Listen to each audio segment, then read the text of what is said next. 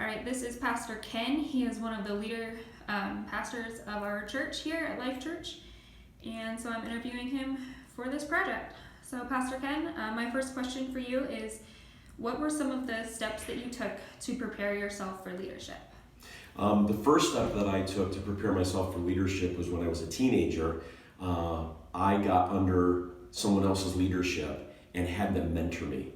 So I could say today that most of the things I do, in reality, I learned as a teenager from other people that I asked to mentor me on leadership, on pastoring, when I figured out I was going into ministry, on how to work with people.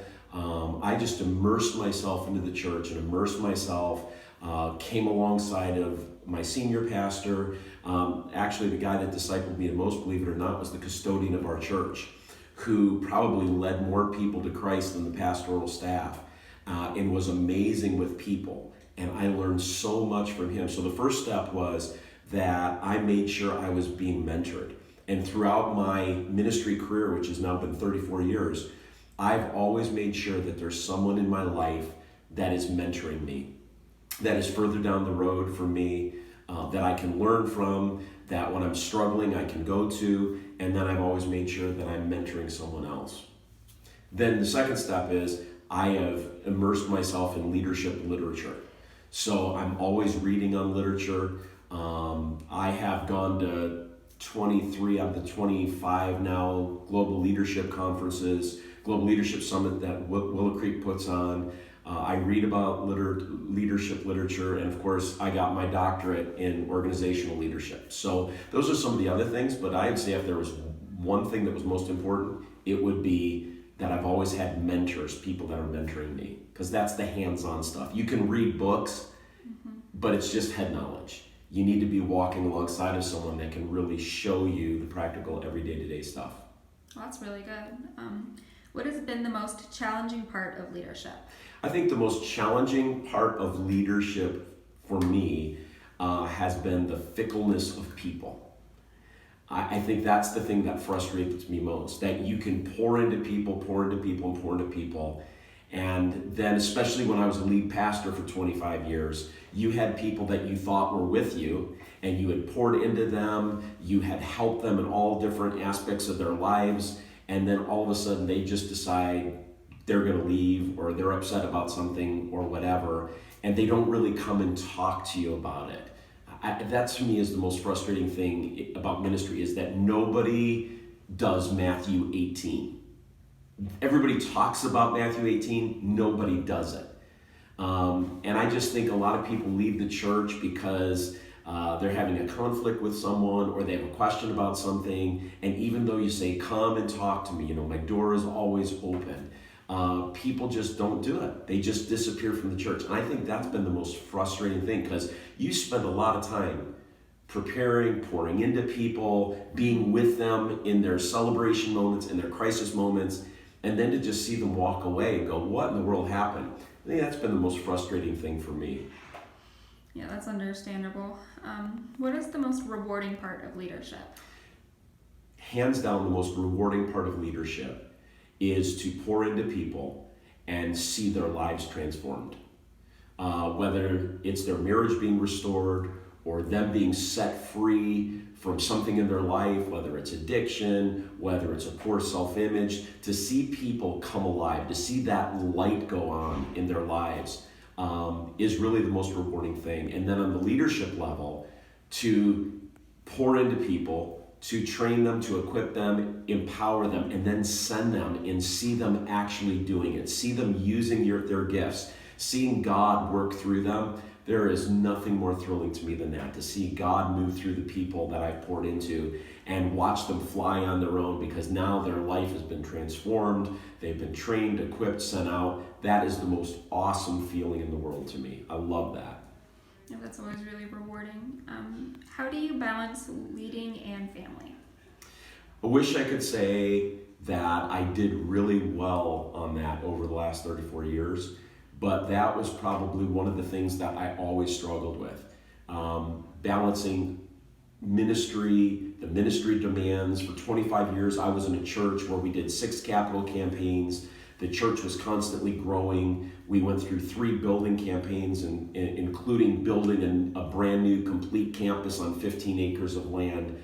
And there was always stuff going and blowing. And I realized, looking back on those 25 years now, that I didn't take enough time for myself, and that I didn't take enough time for my family. Now, I made it a point, I never missed my day off, and I never missed any of my kids' events growing up, no matter what that was. If it was a recital or if it was a ball game. I mean, I coached football with my oldest son for years. I was always there at their things, but it was interesting now talking to them as adults. One of the things they said to me is, Dad, you are at every event. You never missed anything. You are a great dad. The one thing that we wish, though, is that you had been more at home more in the evenings to just hang out with us. Not be at our events, but just hang out with us. And when I heard them say that as adults, that was like an arrow through the heart, because I thought I was doing a good job with the life ministry balance. But looking back at it now, I didn't do as well as I wish I had. If I had it to do all over again, there would be a lot of things in the church I would have said no to. It's just so I could hang out with my family at night. And so that's probably my biggest regret. I wish I had done better in that area.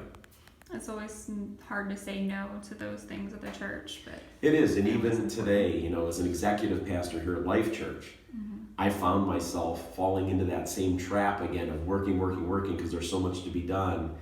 And in recent months, I just had to have really a come to Jesus meeting, where my wife said, hey, you're doing it again. And so I've had to really pull back. I've had to recognize, and part of it is because I love the church. I love seeing people's lives transformed. It's exciting for me. But I've really had to pull back on my schedule. I really had to talk to Pastor Kevin and say, you know what? I'm just out too many nights of the week. I'm pulling back. And of course, he's like, yes, you need to, definitely. You take all the time you need. But I also like to make sure things are being done. So even today, knowing that, I still struggle. That's a big battle for me. Well, I really appreciate your honesty in that one. What is the best advice you were given that has helped motivate you to get where you are now? The best advice that I've ever received, a piece of advice that has worked well for me over the years, and I've seen it prove itself over and over again, was a piece of advice I got when I was probably about 16 years old from the custodian that was really the main mentor in my life. And he told me this. He said, if you always love people, have their best interests at heart, and treat them well, you will always have a place in ministry. People will always follow you. And even when you mess up, they will still follow you because of the way you treated them, because you love them. And I think that's been the single best piece of advice I've given. Basically, the fact that ministry is all about relationship. It's about loving people. It's about empowering them. It's about serving them.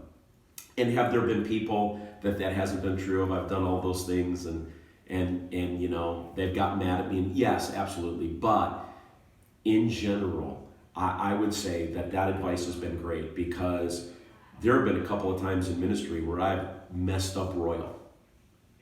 And people have extended the same grace to me and love to me when I messed up that I've extended to them, because it really is reciprocal. I think the way you treat people, Jesus said, do unto others as you would have them do unto you. And sometimes we think that's just a platitude, but that's real. And it doesn't happen with everyone, but I'd say 99% of the time that's been true. That people have been gracious with me because I've been gracious with them, because I've loved them, because I've served them, because I've empowered them. And they've been willing to continue to follow me. And so that's been a really important piece of it. That's really important to me. I treat people as gifts from God. And I know that one day I'm going to have to stand before God and he's going to say, how did you treat the gifts that I gave you? What did you do with them? And I want to be able to say, I love them to the best of my ability. I serve them to the best of my ability. I tried to empower and equip and help them to become what they were created to be. And I think that was the best piece of advice I ever got. It served me well all these years. That's really good. All right, thank you so much for your time. Thanks, Rachel.